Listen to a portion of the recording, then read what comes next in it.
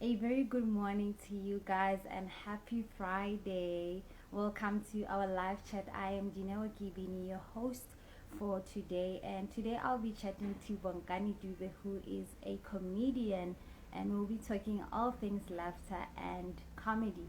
I think it's a very good way to start off the weekend, with some humor, especially after such a very hectic week. I mean, we are back to lockdown level 3. We are in the midst of a third wave. It's hectic, but hopefully today's chat will cheer you guys up. So let me invite my guest and begin the conversation. Please join the conversation as well and let us know what you think. So let me invite my guest.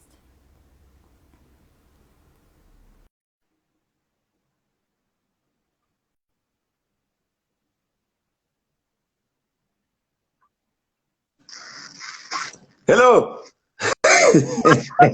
How are you? Yeah, How are you? I'm fine, thank you. I'm fine, thank you. Sorry, I was wearing a mask because hey, this third wave now. They say you can catch it through a Instagram live. I said, how what?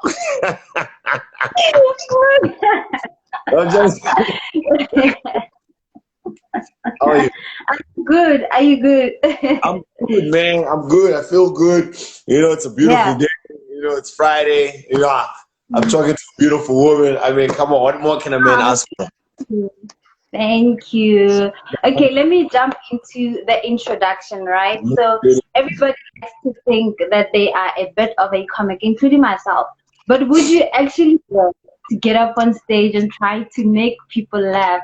Well, Bongani Dube here has been doing it for quite some time. He's been a stand-up comedian for 6 years now, and he has worked with the likes of Trevor Noah, Kakisolidi, Mark Lottering, Pop Pops, just to name a few. And we'd like to find out here at Mouthtown Online Magazine, how is it like in the world of comedy? Do let us know what you think about the conversation and do not hesitate to ask us some questions. Now, Bongani, take it away. Tell us who you are. Bongani, it's a nice boy. He's God fearing. He's from Limpopo. He's been living in the Hartbeespoort. He's tall. He's very handsome, and he's also a brother. Bongani, it's a brother.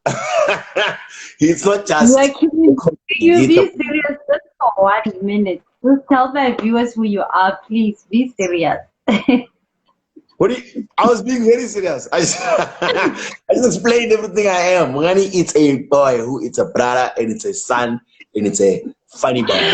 It's Oh a my God. it's a Oh my little God. it's a Okay, family. fine. Let's Mungani, start it's a with the family. first. How is it like being a stand-up comedian? It's challenging. It's very challenging, especially in the times that we're living in now. Seeing that there's not a lot of gigs at night. Because I don't know, people want to drink savannah. They don't want to listen to jokes. They're like, "Mara, joke savannah, savannah." Nigga, what savannah move? We're like, oh, guys, take it easy. So, like, it's quite Yeah. challenging, and we just need to hang in there. We know that better times are coming. That's what we're working towards. That's what we're hoping for, and yeah, every day is a brand new day. But when it comes to comedy, every day gives you a reason to smile. You know, Yeah, for yeah. sure. And So, today's reason to smile yes, is Maftan magazine. It's making me smile. welcome to the area. Welcome to the area. Maftan. Si tref gipin sa wakas.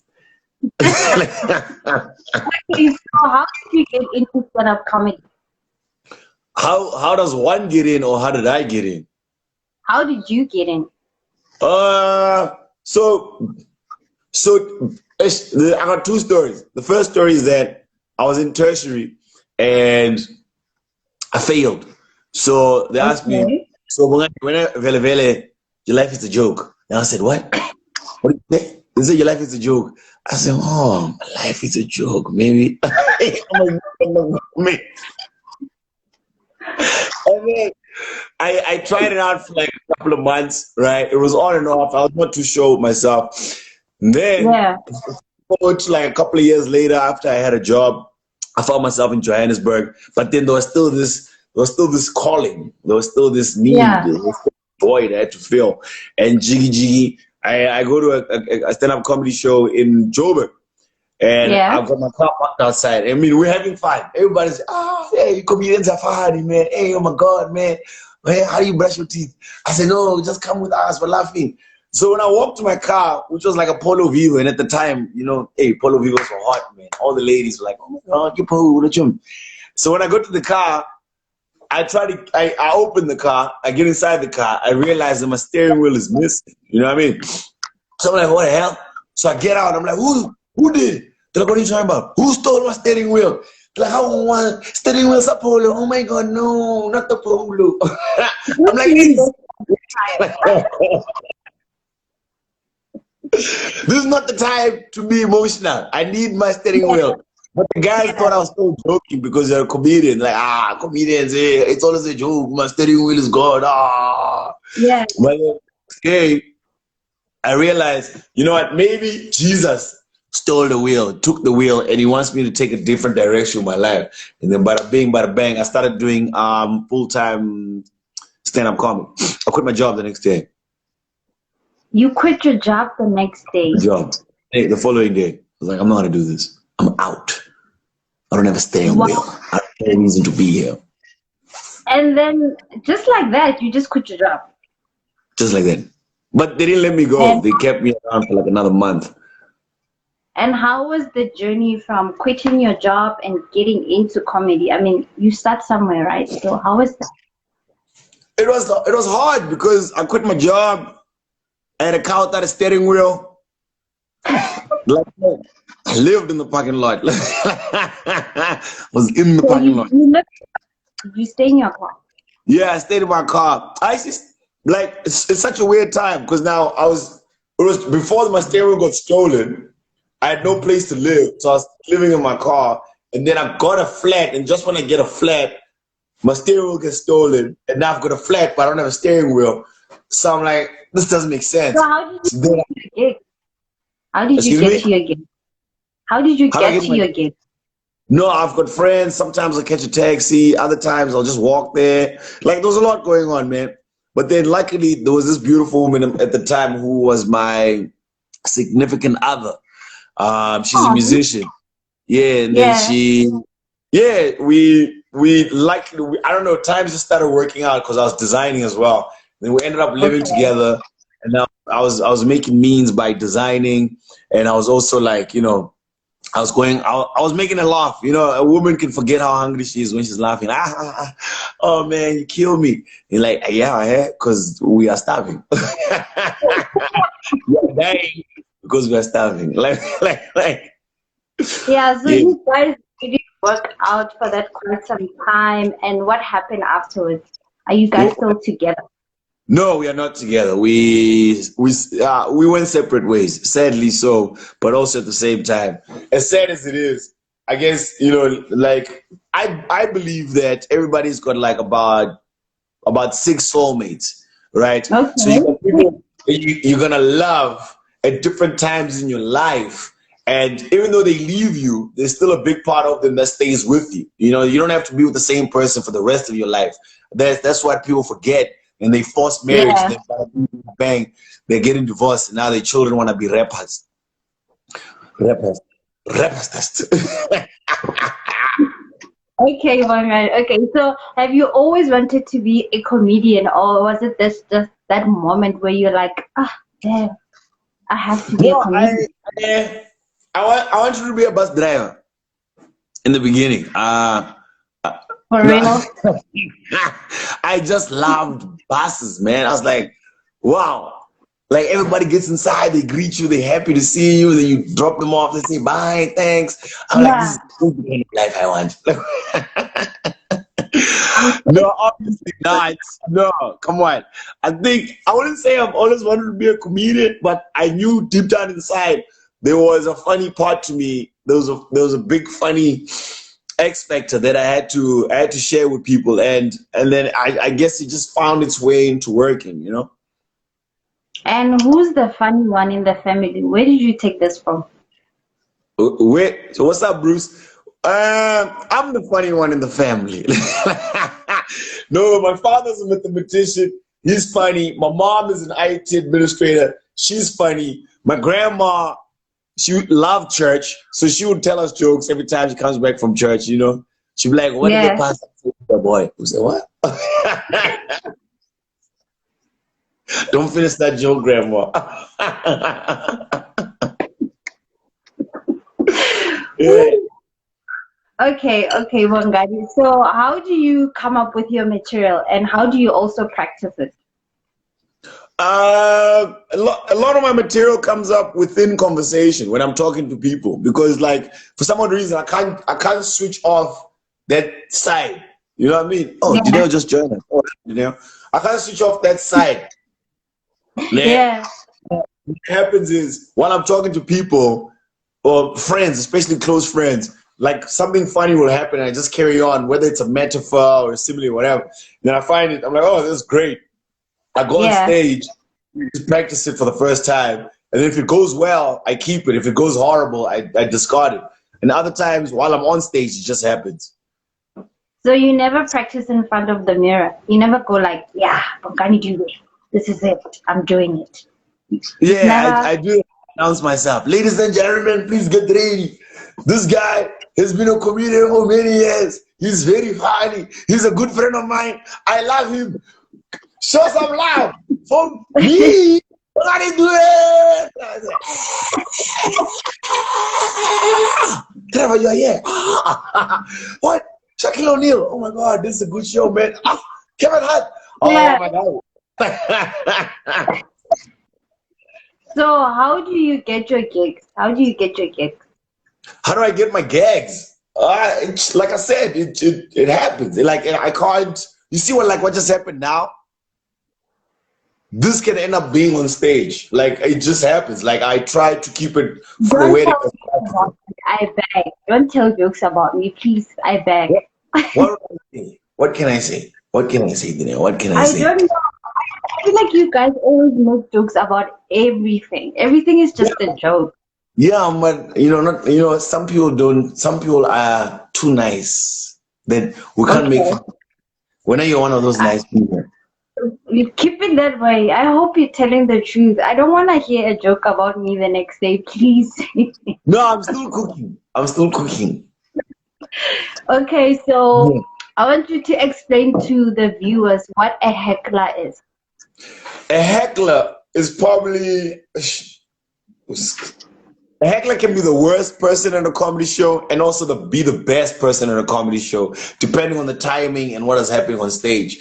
So, in layman's term, a heckler is someone who is interrupting the comedy show by talking out loud, making a noise, whether they're talking directly to the comedian, they're talking to the audience members, they're talking to a waitress. That's a Yeah. heckler. Yeah, And so how there do are you good and bad hecklers. heckler? Good hecklers are the ones where the show was horrible already, and then this person says something Okay. funny, and we all laugh. Then a bad Okay. heckler is one where the show is great, but he just feels as though he Yeah. has to say something because he feels like he's smarter than everybody else. That's a bad Mhm. heckler. And how I do you deal am with a heckler myself, actually. how do you deal with hecklers? I encourage hecklers. I personally enjoy a good heckle from time to time because what it tells me is that either I was going off and then someone had to bring me back, or I was doing so well, I made someone feel so comfortable or uncomfortable that they felt as though they have to say something. They have to be like, yay, Coco Wako pusses on my leg. That's, you know what I mean? That's what I'm like, yeah, there we go. There we go. Let's bring out the summer legs. Woo. Okay, so according to you, what is the best audience according to you? The best audience, obviously, it's you, Danielle, right now, because you're the only one that's not logging off. Everybody keeps coming in and out. I'm playing. Oh my god.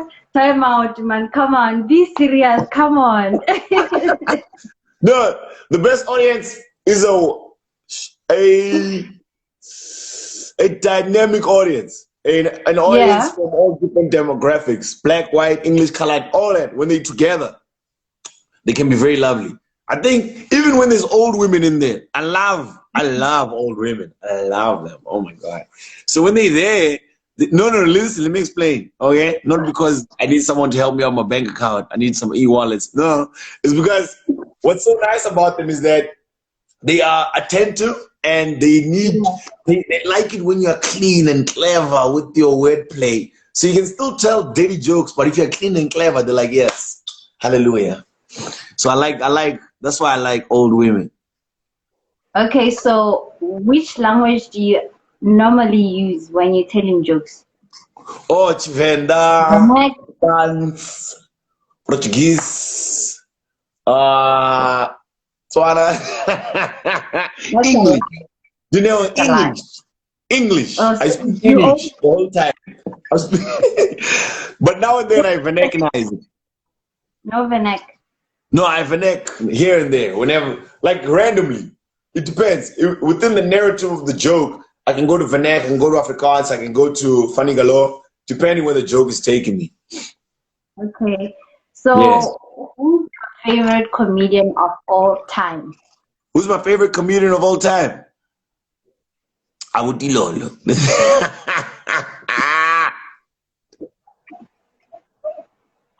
Bongani, can you be serious? Just, This is not a comedy show. This is a live chat. Stop it. okay, it's Dave Chappelle. Okay, why and why? He was the first comedian who I never watched, but I listened to, and I laughed my ass off. And I was like, wow. Because the first comedian I watched was Eddie Griffin, and then the second was Eddie Murphy, and then it was Chris Rock. But I watched them. And Yeah. then Dave, I heard him because I didn't have the right VLC plugin. So I could only hear him. And when I heard him, I was like, I was just in shock. I was laughing. He was saying all kinds of Yeah. crazy things. And then when I saw him finally, I watched the same show. And I was like, this is probably one of the greatest comedians I've ever listened to in my life. And this is the kind of inspiration. I want to be this good that you can listen to me and still laugh hard. That's beautiful. And how are people receiving your Yeah. comedy? Huh? Do they love Bongani Dube? Do I love Bongani Dube? I love Bongani Dube. I can't get enough of Bongani Dube. What you say? Fans, how are they receiving your comedy? Oh, the fans hate my ass. They can't stand me. Oh, the fans. Ooh, the fans don't. Ooh, they're like, every time I walk on stage, it gets quiet. Oh. Here's this guy. Oh. They say mean stuff to me. Why don't you just gym and become sexy like Meps Mamponyani and stop telling jokes? I'm like, what?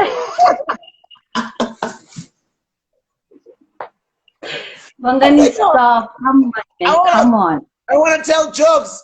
Guys, please, can I tell jokes? They're like, just gyma. Just, have muscles. Just work at a restaurant, man. Please, just be a member of Mamponyane. We don't need this nonsense here.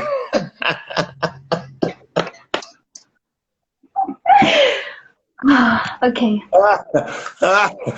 Maybe if you're sexy. Bongani, please stop. Please stop. So tell me, what is the best thing about being a comedian?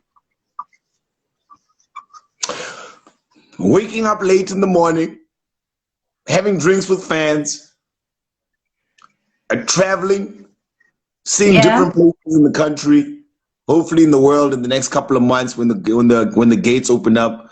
And I guess like honestly, like the weirdest thing is the biggest cliche, but it's just seeing someone laugh and enjoy themselves. That's one of the best feelings ever. Before they even come to you and be like, oh man, you know what? Also my father, he's got 7 children. I feel like when you and I are like brothers. So, buddy, you're Afrikaans, please relax. But when you can just make someone laugh and you can see them laughing and enjoying themselves and they even step in the it's probably the best feeling ever. It's such a weird thing. It's the best feeling. That's beautiful. And what about the worst thing about your job? The worst thing about my job is that I don't have a job. That's the worst thing about my job. You get him paid. You get him paid. But you're getting paid. Yeah, but like, funny enough, stand-up comedy may not pay you the most. Other things will pay you through stand-up comedy.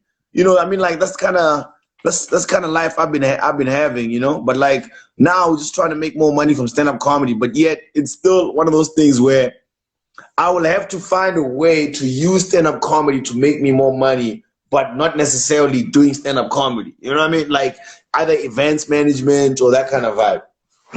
Oh, okay. Yeah, And like how do comedy people shows. react?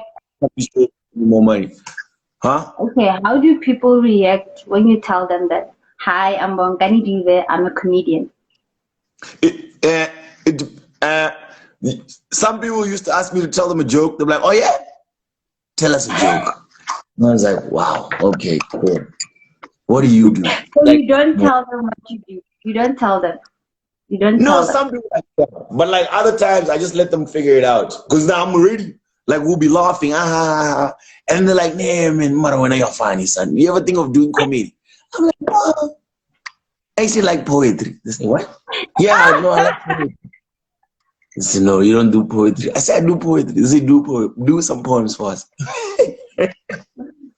So do you ever run out of jokes? Do you ever run out of jokes? On stage or off stage?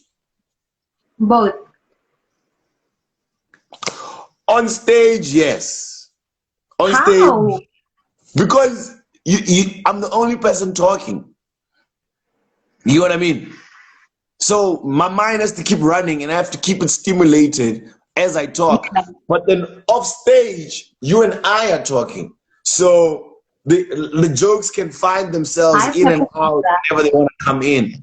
But like, yeah, on Yeah. stage, your stage is a wild place. Why do you think there's so many people that are funny, but they know they'll never do stand-up comedy? Because when you're on stage, do you know what's happening, eh? It's happening. It's quiet. People are just, It's you, it's the people staring at you yeah. and they I want don't to. want someone look at you like this. Just waiting. You like, hey, my guy, stop looking at me now. And then you realize they did not laugh, so they faced us to change. Oh my God. So, what's the funniest joke that you've ever heard? That I've ever heard. There is no, the funniest joke only happens within context, within Yeah. situation. Yeah. Mm-hmm. Like What kind a couple of weeks ago, I was on a date with this beautiful girl. She doesn't have hair, but I don't know. I don't know if you know her. Anyway, so now what happens is she starts telling me about like video calls and video meetings and how some people forget to unmute or they just the whole time they don't mute, but you can see the mouth.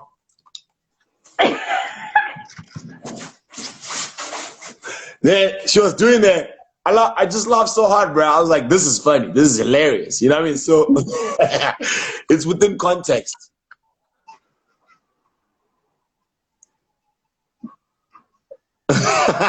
What's wrong? Hey, unmute yourself. Unmute there. Hey, hey, let's type something about this guy. That's funny for me. That's hilarious. You're killing me, Bongani. You are killing me right now. Because you're hungry. Okay, so what's the most memorable moment of your career in comedy? Within stand-up comedy. I think when Trevor said next up we're gonna do it, that was phenomenal. Tell us That about blew my that mind. moment. We want to hear about it. Tell us about it. No man, it was crazy. Like I the whole time I didn't believe it. You know what I mean? I was like, this is not really happening. Like why? Like wow, this okay, it's happening. And then as it was happening, so it was two nights. The first night was Yeah. everybody else. We watched them and they were like hilarious, but they're doing so well. And then they said next up the following night was my turn. But now everybody was always hanging around Trevor trying to, you know what I mean, just trying to like taste them. I don't know what's going on, bro. Everybody's like, come on, Trevor, just put your fingers in my mouth, man. I just want to just taste greatness. Just one time.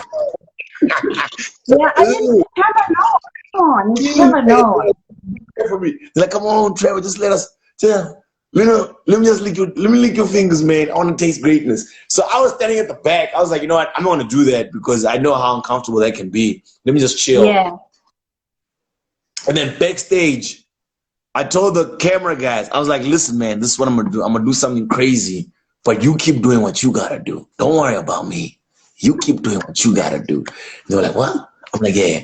So now what happens is when they called me on stage, when Trevor said, next up, Bongani Dube, and then everybody was clapping. And I got nervous. And I was like, I need to stick to my. Then I walked across the stage all the way to the other side of the stage. Then I had to come back. And then everybody was like, what? Then I knew I had them from that moment. They could tell that this guy is crazy. Trevor Noah, please, come on, people, give us seven. Come on, you're killing the vibe. We're talking about Trevor Noah. Come on. Trevor Kumbi.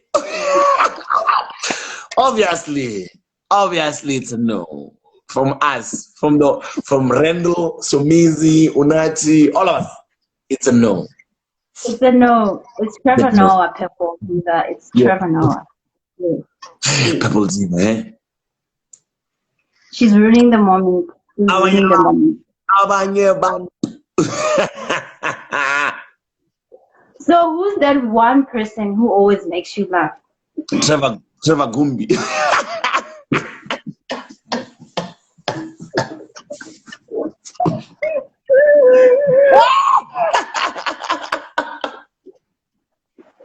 Time out. Yo. I make myself laugh a lot.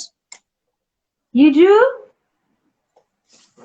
I do. For real? Weirdly enough, I've got wild dreams about like all kinds of weird things. Like my dreams are like movies. And then yesterday when I was gonna go pick up my friend, I was thinking about another friend who had a grenade. And then I started laughing. And then I started telling myself the story. Then it was, I've got a friend with a grenade. I don't know if you guys know this, but I have a friend who has a grenade. I don't think you should be telling us such.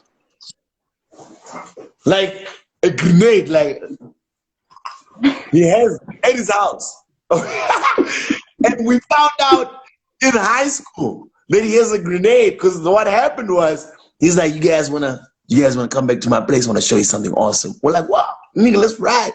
But now this dude lives in Sosh, right? So you can tell this. When we get there, he's like, come into my room. I want to show you something cool. He opens the box and he pulls out a grenade. So everybody's like, wow, what you do with a grenade? He's like, nah, bro.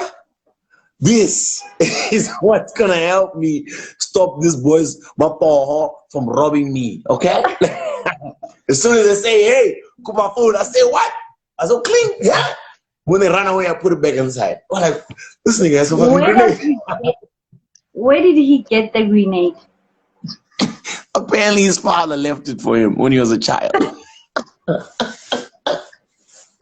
Some fathers leave you inheritance. Other fathers leave you a grenade. That's what.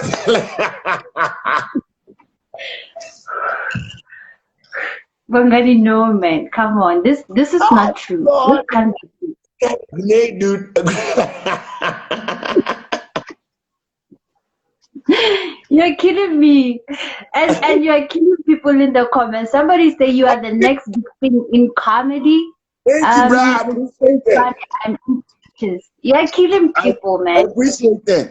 So now, anyway, let me finish the story. So now, let's just call this guy Piello. It's not his real name. Yeah. Right? So now, Piello was robbed, right? I'm 24. So he went home. He was crying. His mom was like, Piello, Mom, me cut it together to my phone. How Piello? What's that? Man, sorry, Paul. You look like what's that? Oh, he's thinking, Mom, enough is enough. And just clock, no. She's like, we are guy. Piello, hey, what's on? Piello, king into you. You need the mom. Piello, that's a good idea. Oh, we're going to Mom. Bongani, no, man. No. This is not a comedy show. I told you, this is a live interview.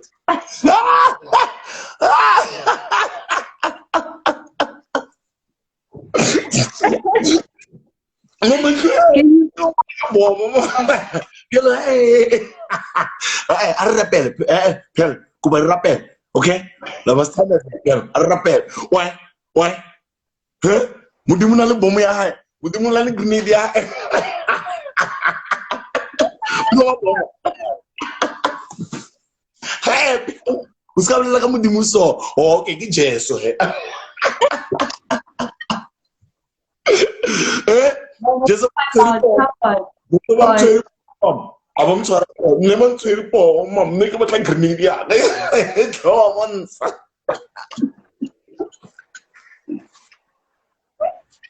I don't know. okay? Okay. You want to kill me? I see you. You want to kill me. So let's talk about embarrassing moments. Have you had embarrassing moments on stage? On stage, yes, I've had Yeah, what horrible happened? moments. This What guy, happened? I was booked at the wrong place. I feel like I was young and I was booked at the wrong place, and this dude came through. Like while I was telling jokes, right? So mostly it was singers, and these women were singing. And you know, a person sings very well when they say words that are not real, but they sound good. Hey, yeah, yeah, yeah. You're like, what? What the person? You say, yeah. When you're like, okay, this person sings. So these people were saying all kinds of. So I came on stage. I'm like, yo, you guys sing so well. You don't even need lyrics. You can just come up here and say, and everybody's having a nice time.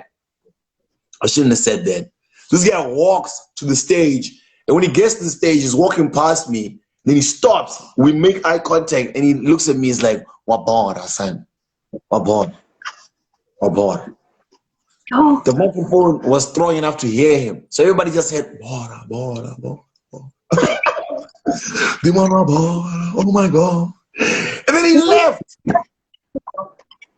and how did you deal with that?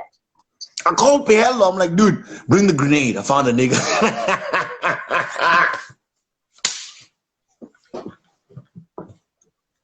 I can't with you. I'm done. I was like, Pete, we're gonna need the grenade. No man, it broke me. All I could say was like, yo man, I hope Jesus finds you and he takes care of you, you know what I mean? Like there's love in this world and you deserve love too. But thanks everybody. I'm gonna go home now. And then I just went home. I couldn't even I didn't want to stay. I just left. I went home. Sure. That's so It's traumatic. hardcore. I'm so sorry you Yeah. had to go through that. No man, as a comedian you have to go through bad things to appreciate the good times, you know? Yeah, that's true. Yeah. And what advice can you give anyone who wants to like start getting into stand-up comedy? What can Don't you do it. You say don't to? want this life. But what if they have so much passion for it? Yeah, I like it, but like I've been hurt. I've been through the worst of the worst. I've been through everything that I can't give up now.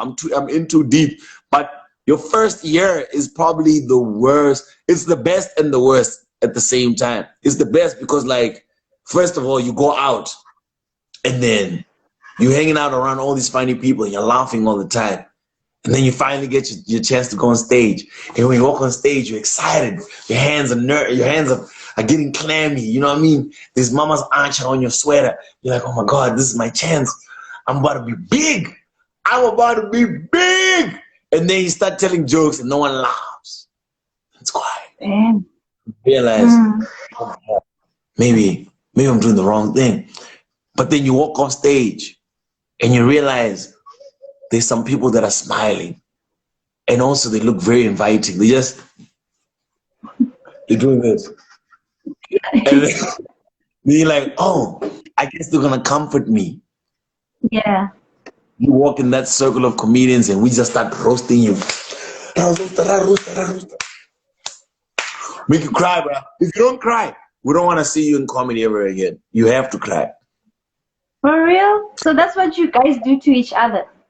Yeah, we roast each other, bro. Because the thing is, there's so many guys that come in and out all the time thinking and saying that they are full-time comedians, whereas this guy's been doing comedy for like 6 months. and he doesn't know. He Yeah. doesn't know the ups and downs and the turmoils and the like getting stuck on the side of the road. He doesn't know like not getting paid. He does not know. He doesn't know all those struggles that we go through. You know what I mean? And then he calls himself a comedian. And then he gets booked. Then he does a terrible job. And then now they don't want to book the rest of us because of this guy. So like that's why we have to help each other. Okay. It also makes us I tough. see. Yeah. So how important is laughter to you, and how do you think it's contributing to our well-being? How important is laughter to me? Laughter to me is the difference between getting paid and eating a quinoa in the morning. You understand what I'm saying? Getting paid, I can have an egg.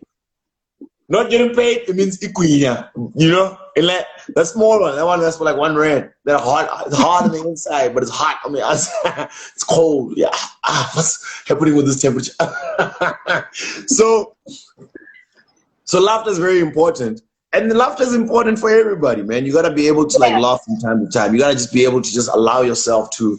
When you laugh, I think I heard this one quote somewhere. When you laugh like everything depends on it. And when you cry your tears out. Don't hold your emotions because you are afraid that someone might be like, oh, he's weak or he's crazy. Let it all out. Express it and let your body be tired from it. And then you'll be like, now you've released that energy. Because when you hold it in, you're not gonna be happy. That's beautiful. Happiness is so a balance. tell the people, where can they find you? If they want to come to your gigs, where can they find you? They can find me in How to Be a Sport, niggas. Pull up to my crib. No. I have a show called Bubbly Sundays. Every last Sunday of the month. It's my personal show. I bring all my comedy friends together. We do jokes. The biggest one is probably gonna be the one on my birthday on the 26th of August. The show is gonna be on the 29th. So I really want everybody to be there. It's gonna be the one where I'm gonna be on the poster. Oh, like, I'm looking forward to it. You can send it to us and post it on our social media platforms. Tell them where to find you on your social media platforms. BonganiDube.com. That's who I am. Bongani Dube on Facebook, Mr. B Dube on Twitter. But I don't really tweet much. You know what I mean? Those tweets scare me. Facebook, I'm here and there on Facebook. Facebook is like Jobex Central. Anything goes. You know, you take one wrong turn, now you're Illuminati. I'm like, whoa, I need to. I don't want to. I'm scared of these streets, bro. It's too much that side. So Instagram, Instagram is just. Thank you so much for joining me. I appreciate it. This has been a very lovely chat, and I hope you made people laugh because we had such a hectic week, you know. I mean, we are back to lockdown level 3. So hopefully your jokes made it better. I hope so too, Janelle. I hope so too, man. Thank you very much for calling me. Thank you very much for putting me on Mufftown Magazine. Holla back at your people. Mufftown.